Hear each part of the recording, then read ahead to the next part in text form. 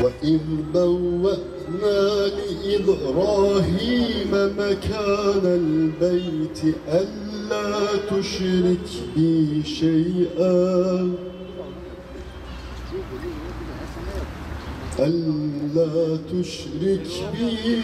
شيئا وطهر بيتي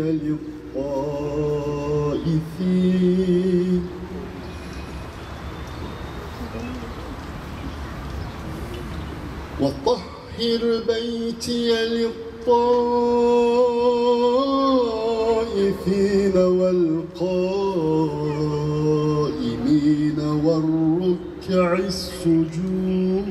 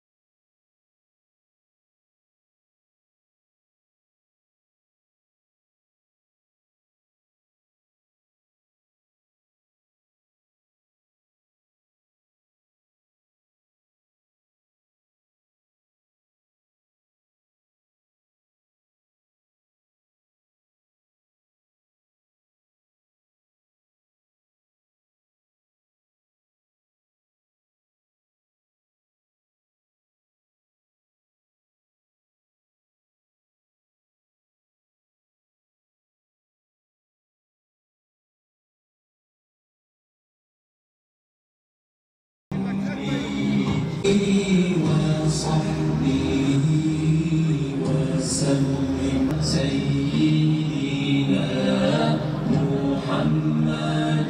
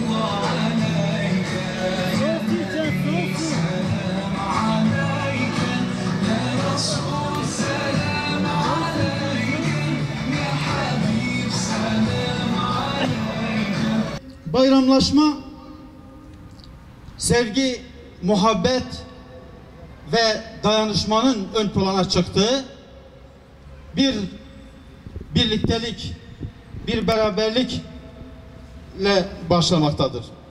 Şimdi normal yıl boyu dargınlıklar, ondan sonra birbirlerinden uzaklaşmalar.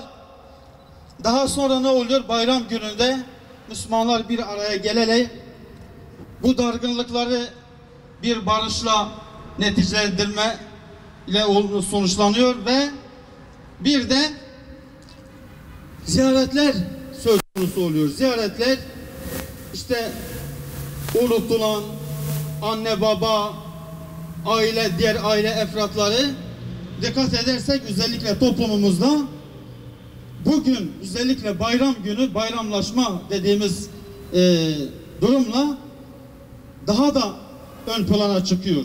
Gönül isterdi ki özellikle anne ve babanın önemi, Müslümanların birbirlerini ziyaret etmesi sürekli olsun. Fakat maalesef bu dayanışma Müslümanlar arasında kaybolduğu için özellikle bayram günlerinde hiç olmazsa bu oluyor. Yine de bu da elhamdülillah bunun faydası çoktur. Muhterem Müslümanlar bu dayanışma ruhunu aralarından kaldırarak, bu dayanışma ruhunu kaybederek birçok şeyi kaybetmişlerdir. Bugün günümüzde İslam coğrafyasının yaşadığı bu zulüm, Müslümanların ezilmesi, ehli küfür tarafından Müslümanların esir edilmesi, zulme, baskıya tabi tutulmaları, bütün bunlar Müslümanların kendi aralarındaki dayanışmalarını kaybetmeleri sonucu olmuştur. Eğer Müslümanlar bu dayanışma ruhunu sürekli kendi aralarında canlı tutsalardı, bugün bu ezikliği de yaşamazlardı. Belki de Allah'ın yardımıyla inşallah Teala ehli küfür bu zilleti yaşayacaktır. Dolayısıyla bayramlarda bu dayanışmanın olması Müslümanlar için bulunmaz bir nimettir. Bizler de her yıl bunu kendi aramızda burada ve o diğer illerde çeşitli toplantılarla bunu bir araya gelmelerle bunu gerçekleştirmemiz çok önemlidir. Bu şu an gerçekleştirdiğimiz bu bayramlaşma şekli toplumumuz içerisinde olmayan, özellikle bunun için de teşekkür ediyorum Peygamber Sevdaları platformuna, bunu yeniden Müslümanlar arasına getirerek Müslümanların yeniden bir dayanışmasını sağlamışlardır. Yine bayramın bizlere diğer bir katkısı da tanışma ve kaynaşmadır. Kıymetli Müslümanlar, bayram vesilesiyle yeni tanışmalar gerçekleşiyor. Daha önce tanımadığımız insanlarla karşılaşıyoruz, tanışıyoruz.